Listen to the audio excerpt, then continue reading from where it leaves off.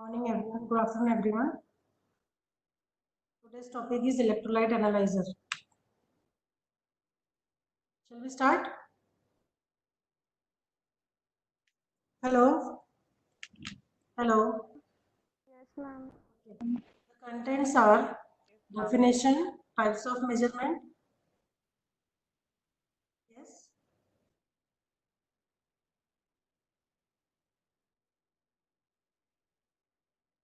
Today's lecture is electrolyte analyzer. Contents are definition, types of measurements, component, technical specification. First, we will see what are electrolytes.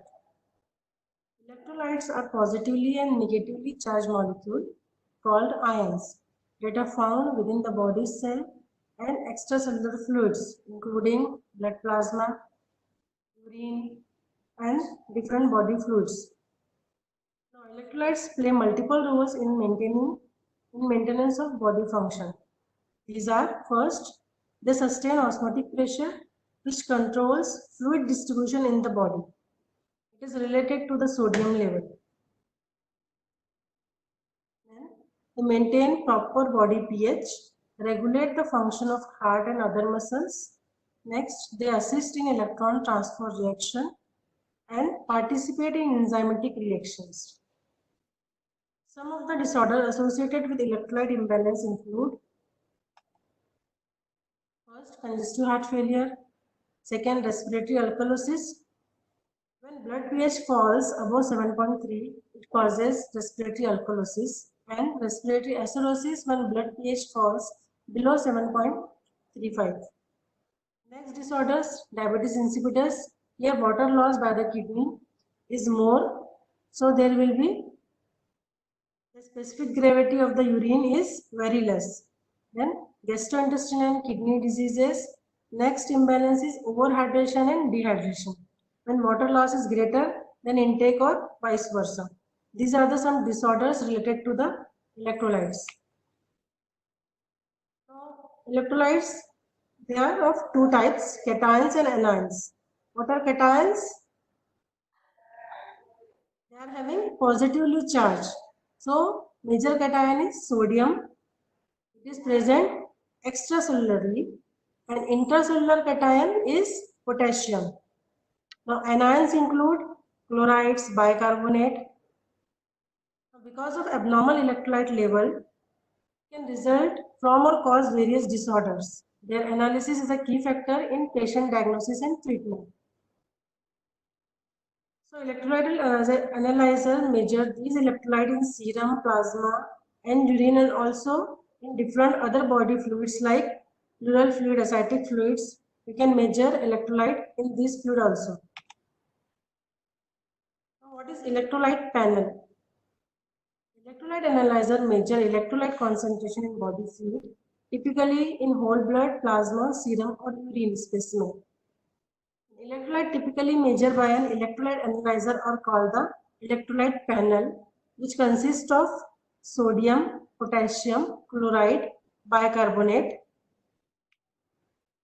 calcium. Calcium is the most abundant mineral in the body. It's also measured by many electrolyte analyzers.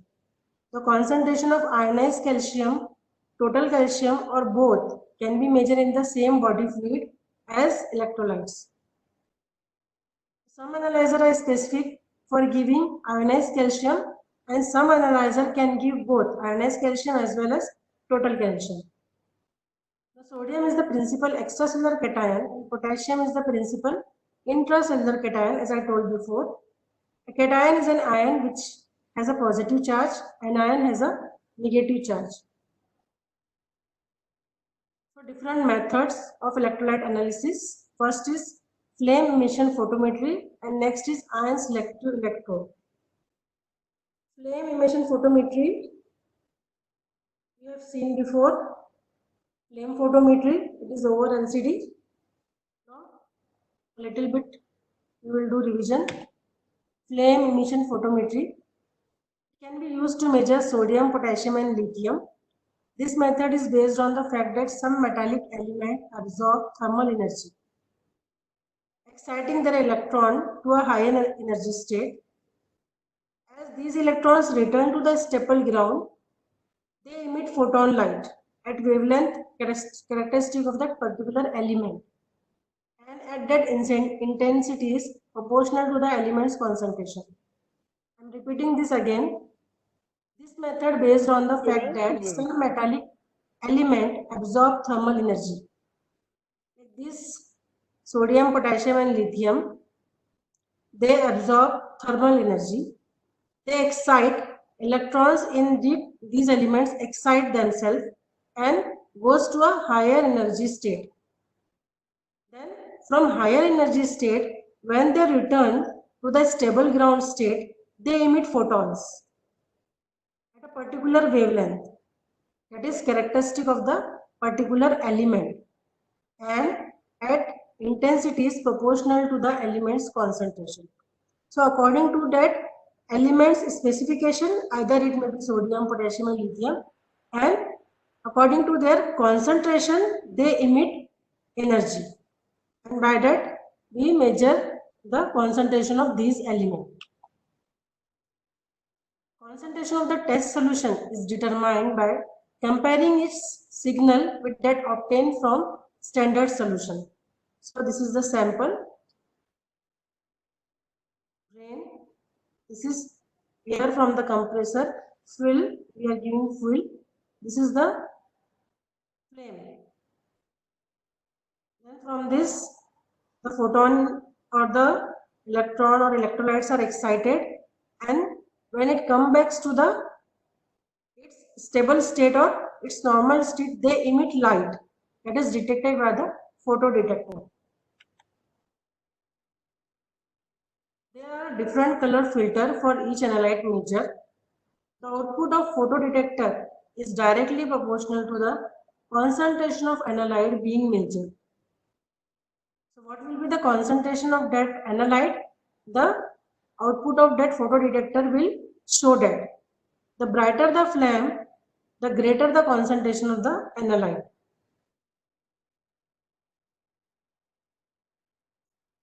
There is a different color filter for each analyte measure. Sodium is yellow with a wavelength of about 590 nanometer. Calcium is red with a wavelength of about 640 nanometer. Potassium is blue with a wavelength of about 490 nanometer. Lithium is dark red with a wavelength of about 710 nanometer. So output of the photodetector is directly proportional to the concentration of analyte being measured. As you've seen, the brighter the flame is the wavelength, the greater the concentration of electrolyte, and each analyte emits a specific color when burned that is detected by a specific wavelength. Now come to the ion selective electrode. Principle of operation. This method measure the voltage that develop between the inner and outer surface of an ion selective electrode. Most electrolyte analyzers use ion selective electrode methodology in which measurement of the ion activity in solution are made potentiometrically using an external reference electrode and an ion selective electrode containing an internal reference electrode. So there are two electrodes in this method. And this method measure the voltage that develop between the inner and outer surface of an ion selective electrode. This is the diagrammatic representation. It is indicator electrode, that is the difference electrode. Here there is a semi-selective glass membrane. There is a junction. This electrode containing KCl filling solution. This electrode containing NaCl filling solution, and both are linked together by silver chloride electrodes. The ion selective electrode system is calibrated with solution containing known concentration of analyte. We have to calibrate. For any machine, we have to calibrate first.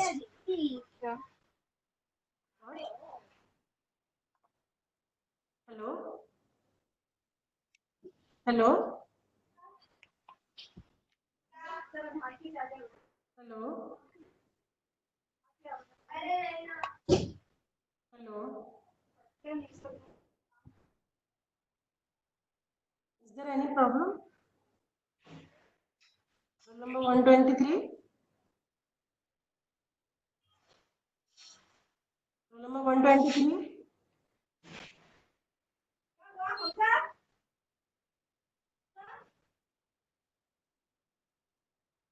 The ion selective electrode system is calibrated with solution containing known concentration of aniline. So this is called calibrator. The known concentration of the solution is known as calibrator. So we have to calibrate this ion selective system with this calibrator. The concentration of an unknown solution is derived by comparing its potential with that of the solution of known concentration. As we see in any other system, or as we see in colorimetry, we have to take one standard, then one is unknown and one is blank. So like that, in this also we have to take one standard, that is known as calibrator, and unknown solution. So the concentration of an unknown solution is derived by comparing its potential with that of the solution of the known concentration. Different types of ISE provide measurement for specific analytes. The sodium sensitive electrode is made up of glass, specially formulated to provide high selectivity for sodium. The potassium selective electrode consists of polyvinyl chloride, PVC, impregnated with valinomycin.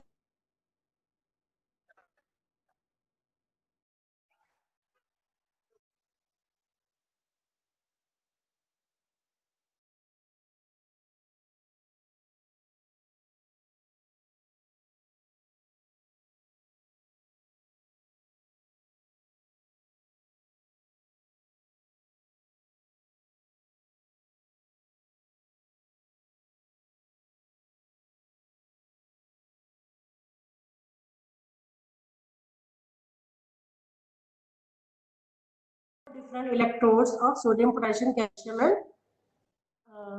chloride. For every cation or anion, there is a different electrode. Then what will be the problem?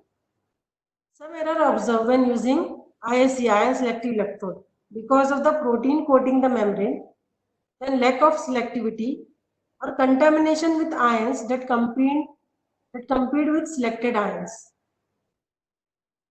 Calibration standardization has been recommended to minimize deviation among different ISE analyzers.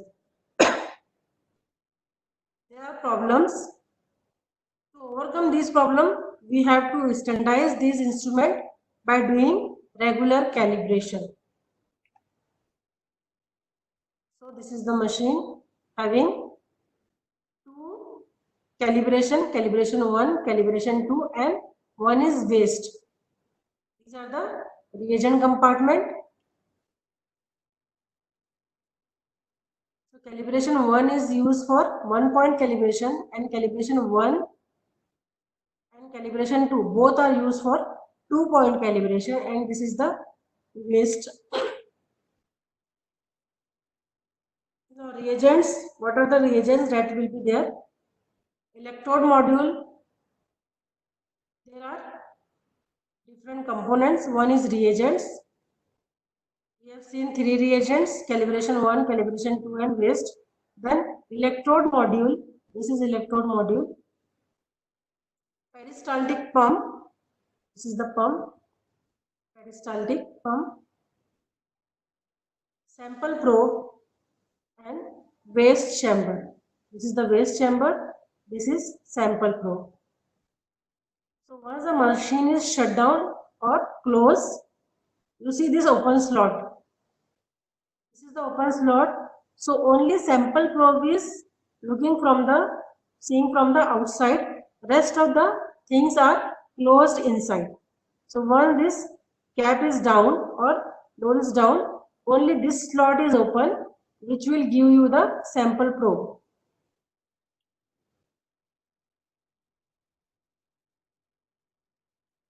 Now different components. We are looking one by one. The first is reagent, calibration and slope standard, and the wash solution. So calibration and slope solution are the two calibration fluid of different concentration used during a 2-point calibration, as we see Cal1 and Cal2. Next is wash solution, also referred as the flush or rinse solution, and it cleans and rinses the tubing after each analysis. Once you give the sample to the machine, then after giving the result, machine automatically rinse the tubing so that the machine will be ready for the next solution or next sample. Second thing is electrode module, also referred as the flow cell or electrode chain. It consists of air fluid detector, measuring electrodes, reference electrode. So this is the air fluid detector. These are the measuring electrode. One is for potassium, one is for sodium. This one is reference electrode. There is a slope inlet tube. So this machine can measure only sodium and potassium. Whatever measuring electrode will be there, the machine is capable for measuring that. Now what air fluid detector do? It located at the entrance or exit of the electrode module. It verifies the presence of air or fluid in the sample tubing. Sample tubing contain air or fluid. It can be detected by this air fluid detector. A small light source shines through the tubing into a photodetector. So, once you give the sample, the tube containing fluid. Once the sample process is over and the machine has given the result, the tubing is empty, that is, air is there and the light is blinking. A small light source shines through the photodetector so that the person will understand that you can give the another sample. So this is the fluid detector, air fluid detector machine. Now third component is the reference electrode. It supplies a continuous electrical potential that is used as a reference to measure the electrical potential produced by each ion selective electrode. So its constant is 756 millivolt potential. So reference electrode having the fixed potential. Now how we give the sample to the machine? This is sample container sampling. You can give from syringe, from tube or from the bulb. Either can be used. Here capillary sampling is going on. You can also give by capillary. Now what do you mean by 2-point calibration? A 2-point calibration is a full calibration usually run on a daily basis that establishes the calibration and slope of each electrode. Now for 2-point calibration, two standards of known analyte concentration are analyzed. You have to use two fluids or two solutions that are having known standard or known concentration. Each electrode measures the analyte concentration in both standard in order to obtain the electrode slope curve. So one calibration is of higher limit, one calibration is of lower limit. So each electrode means sodium, potassium, chloride, calcium, whatever electrode will be there, each electrode measure the analyte concentration in both standard, calibration 1 and calibration 2, in order to obtain the electrode slope.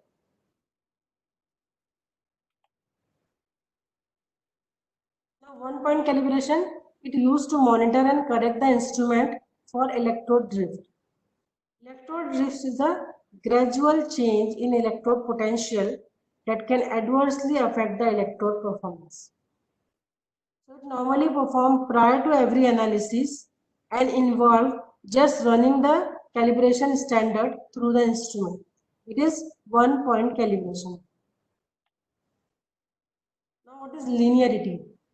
The linearity of analyzer determines how accurately the unit can measure analyte concentration over a certain concentration range as determined against a given control or standard.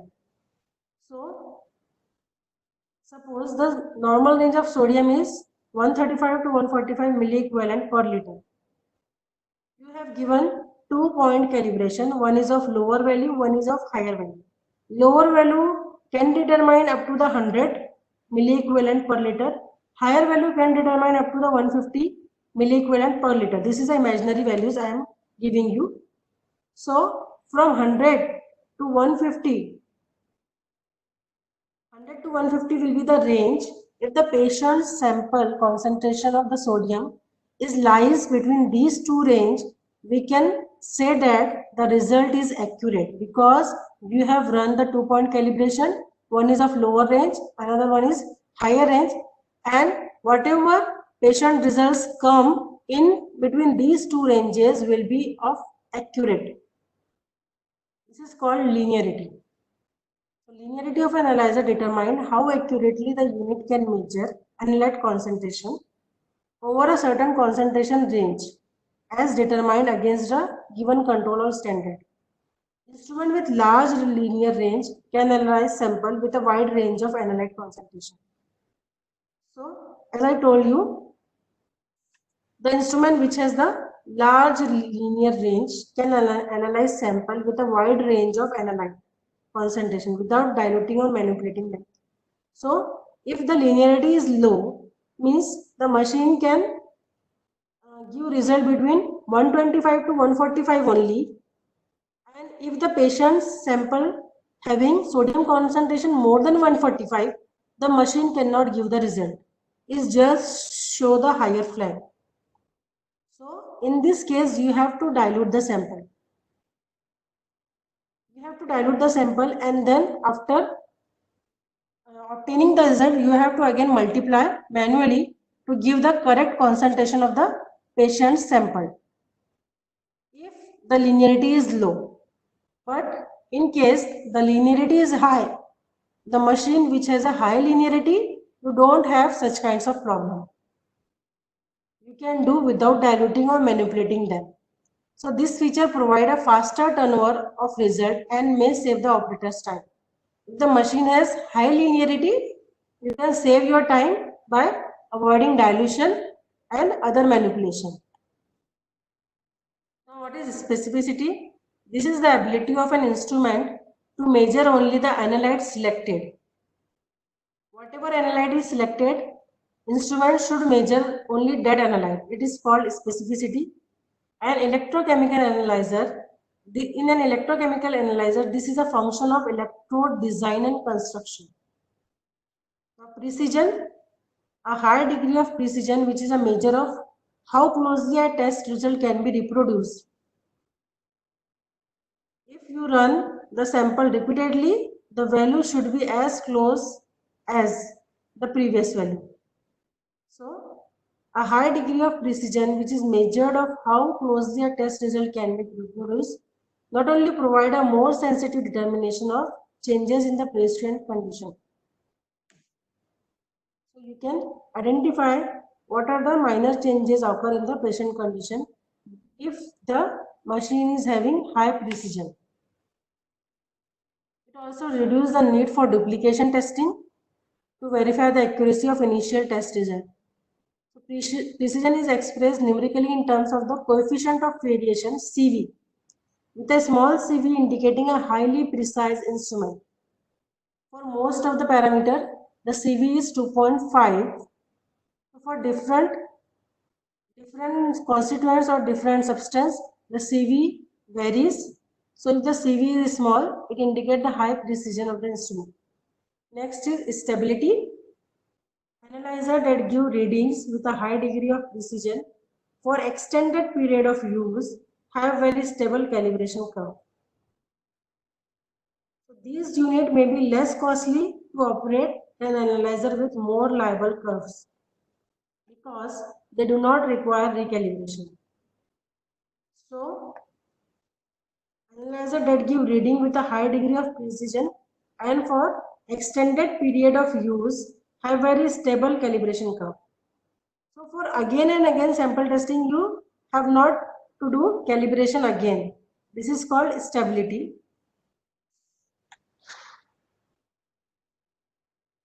And therefore, the unit or machine uses less buffer and control and run fewer non-patient critical tests. So, with one calibration, you can run multiple patient sample. This is called stability. So, it will be the cost effective thing for the technicians or for the person who is operating the machine. Next is carryover. So, residue left over on an ion selective electrode from a previous sample is called the carryover. As you know, for better result, there should be no carryover. So this carryover result from an incomplete cleaning of the electrode with the wash solution. If the tubing is incompletely clean with the wash solution, this result is carryover. So carryover can cause error in the form of higher or lower bleeding in the samples and result in unnecessary duplicating testing. So machine or tubing should not having this carryover type of the mechanism. After each and every sampling, the tubing should be washed properly by the machine so that the accurate result can be obtained. Downtime occurs when the analyzer is undergoing routine maintenance or is shut down for troubleshooting and repair. So this is the time when the machine, when you on the machine, switch on the machine, and the machine will show you the blue light or green light that it is ready for giving the sample. This is called downtime. So when the analyzer is undergoing routine maintenance, it will take the time for its routine maintenance. So a unit that requires frequent maintenance or has a poor reliability record cannot consistently handle normal workload. So if machine is going repeatedly maintenance, then there will be a hamper in the sample operation, and it cannot handle a normal workload, and it will cost high because machine is taking too much maintenance, it is taking too much reagent, it is taking too much buffer for cleaning and maintaining. So it will be giving you the high cost. And thus these circumstances, a reliable backup analyzer is necessary.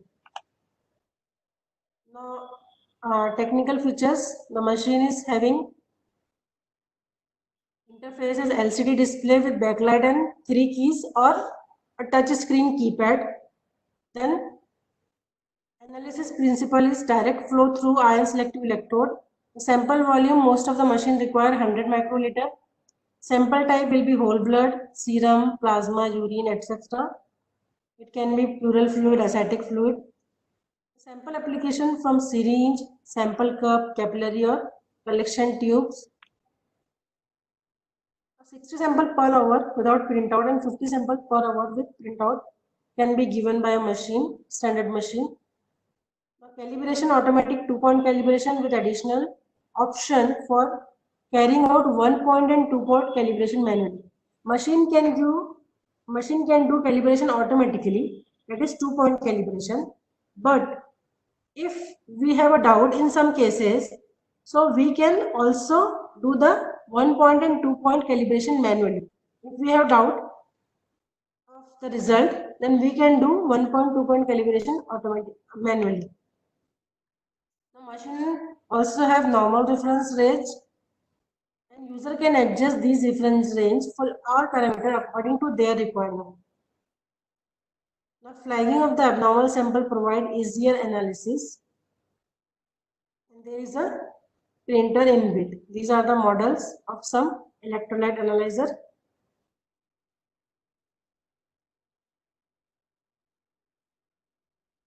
In our lab, we are having this Roche machine. It is called AVL 1980. This is the another different model.